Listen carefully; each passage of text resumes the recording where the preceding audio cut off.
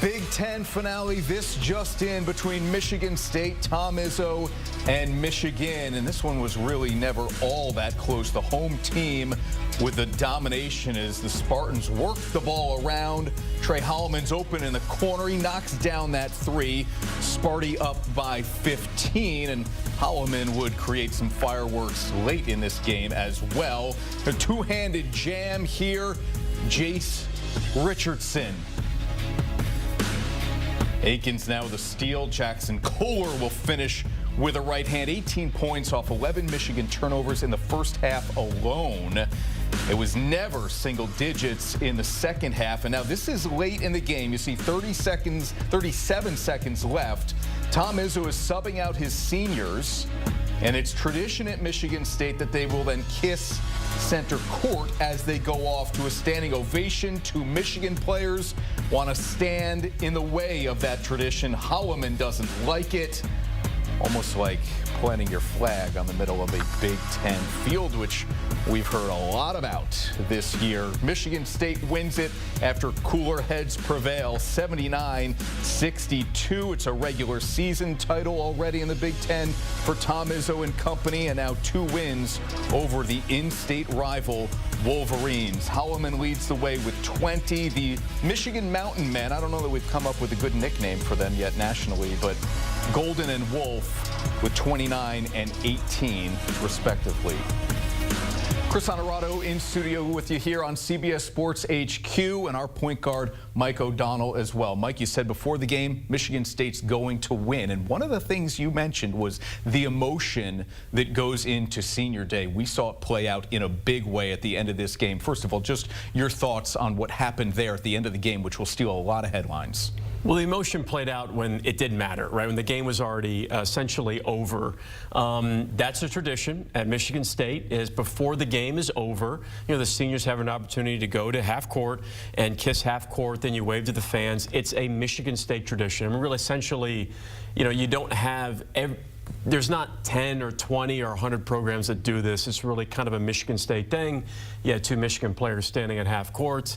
Holloman didn't like that. Says something, pushes him away. You do probably have to know that if you're a Michigan player.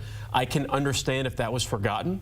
Absolutely, throughout the course of the game. You're kidding yourself if you don't think that a player can forget something like that. But should Holloman have pushed him? No. Do I understand why Holloman pushed him? 100%. Holloman's a talker. He likes to trash talk. He likes to have conversations in the game. So that's not surprising. But this was handled after that initial little scuffle. This was handled well, right? Yep. Tom Izzo speaks to Holloman. Dusty May talks to his guys. There were multiple conversations between Dusty May and Tom Izzo in a respectful, courteous way. Rivalry game, I don't think. We'll talk about it maybe a little bit throughout the course of the day. And eventually it'll be a non-issue. Yeah, I thought Dusty May and Tom Izzo handled that at calming down the tensions. Okay, Mike, stick with us because I want to ask you as well what this convincing victory maybe does for Michigan State in terms of seeding. But we are joined now by both Bill Raftery and Grant Hill, who are on site of what was an exciting finish to an otherwise, you know, convincing victory for the Spartans. Bill, Chris Honorado with you here. I want to ask you first about the job that Tom Izzo has done here. Go back to the beginning of February. This is a Michigan State team that lost 3 of 4 games, and they were all to unranked opponents. But now they've won 7 straight. They have the Big Ten regular season title, and they have 2 wins over that in-state rival in the Wolverines. The job Izzo has done here to secure those types of things, how would you clarify? How would you classify that for us?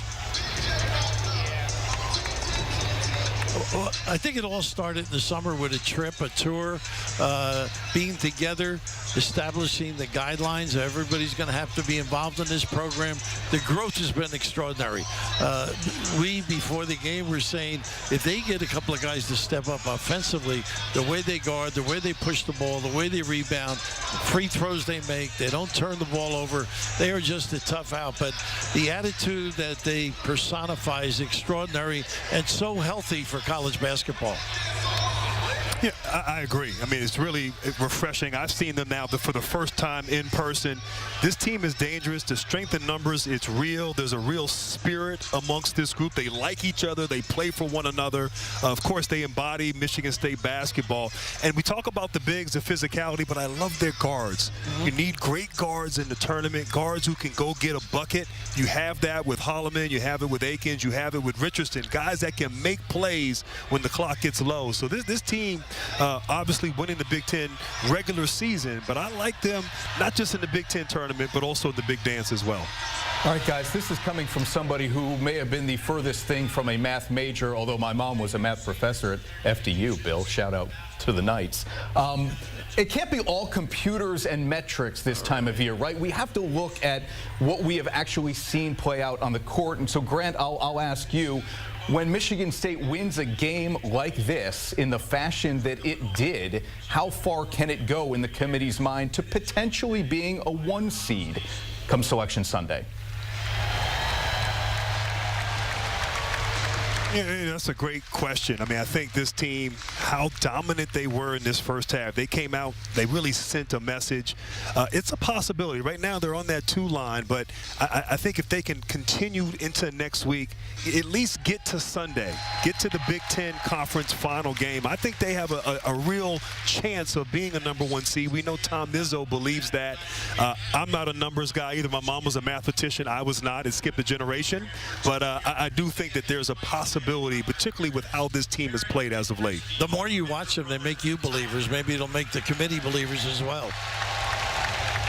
All right, so the potential there, right? If you go all the way to a Big Ten tournament championship, could be a 1, and maybe just all the way to Sunday. A couple of Hall of Famers courtside with us here on CBS Sports HQ. Gentlemen, thank you so much joining us from East Lansing, the site of a convincing victory for Michigan State over Michigan. Now back with Mike O'Donnell here in studio. I'm going to ask you the same thing I asked Grant and Raf, even if it upsets you with me, because you feel like the Spartans are firmly on the 2 line. Can they do enough to get to a 1? I mean, look, I understand we are infatuated with the SEC and how deep and how difficult that conference has been to compete in this year. But if Michigan State wins the regular season title and the Big Ten tournament title, shouldn't they be a shoo-in to be a 1 seed? First of all, I apologize to you that you have to go transfer from Bill Raftery and Grant Hill to me. So that's a wide gap. Don't ever apologize for being who you are. Wide gap. Grant said, I think it's a very valid point. If you make it to Sunday, if you make it to the Big Ten championship game, yeah, it's going to be a #1 seed conversation. They are right in the middle of #2 seeds. There's 4 #2 seeds. They're right in the middle of that. And as you win, right, that starts to go up or that starts to go down if you lose. I think if Michigan State loses and they're in the Big Ten tournament, they're still going to be a 2 seed.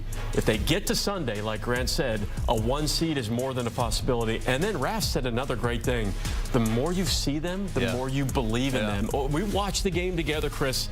This team is not, right now, the way they're playing, we're not just talking Final Four. I really believe the way the Michigan State is playing the last 7 games, that they can win the national title. They really can, because of their backcourt play, because of their speed, because of their defense. They're top 30 in the nation in offense. They're top 5 in the nation in defense. Let's look at the last 7 games. I mean, this is the Big Ten who's going to get a minimum of 10 teams in the tournament.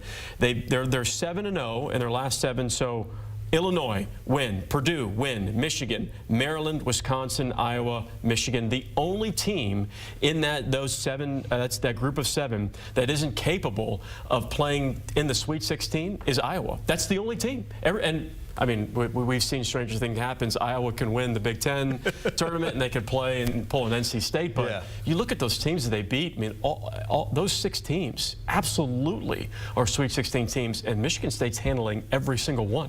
Level of concern for Dusty May in Michigan? I know we've all been just kind of wowed by the job Dusty May has done there, but is there a level of concern from what you saw or what you've seen? Because this is 3 straight losses for Michigan now.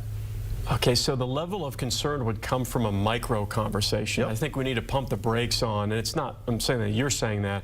I think national would be like, well, what's wrong with Michigan? This is year one for Dusty May. Nobody thought they'd be anywhere close to being this good. They are a team that can win multiple games in the NCAA tournaments, and they have one of the most unique offenses in the country. Their issue from a micro level is three-point shooting and turnovers. We saw that on full display against Michigan State, of where they hit less than 5 threes, and they had 16 turnovers. Can't do it. Can't do it. It's not just one. It's not just the other. It's both have been a concern when you look at the last 4 games for Michigan. Can't turn the ball over. Have to find ways to get better looks from the three-point line.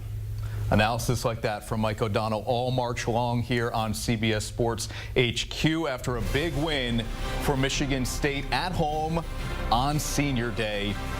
And all of it leads up, of course, to Selection Sunday. Yeah, we've got conference tournament week to get through, but all eyes are on March 16th, 6 o'clock Eastern on CBS, rounding out that field of 68.